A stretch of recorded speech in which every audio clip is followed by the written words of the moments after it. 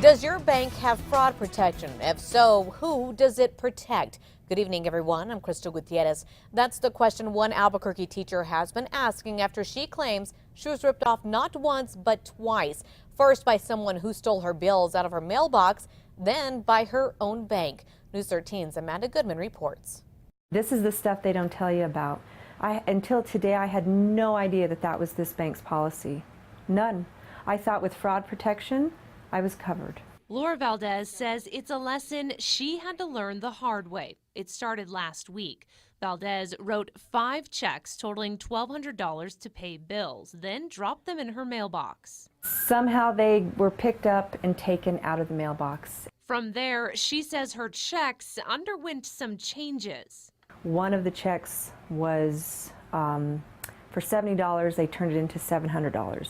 The other check was for $506 and cashed for $506. Changes she only found out about after someone tried to cash one of those checks at her bank. The transaction wouldn't go through because she didn't have enough money in her account.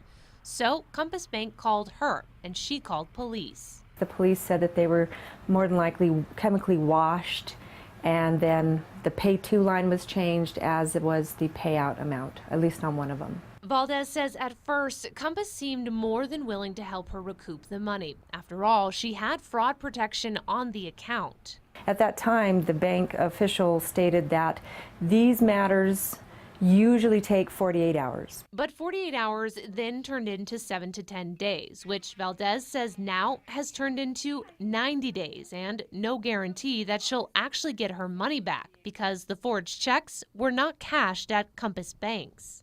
It's been inconsistent information, which frustrates me, and complete lack of care or concern for customer. News 13 contacted Compass to try and get some answers, but our calls were not returned. Valdez, who teaches at a local high school, says she's not sure what's going to happen, but she plans to end her 13 years as a customer at Compass. They're not doing what you'd think a bank would do to A, keep a customer, and B, do the right thing. Just seems really wrong. Amanda Goodman, KRQE News 13.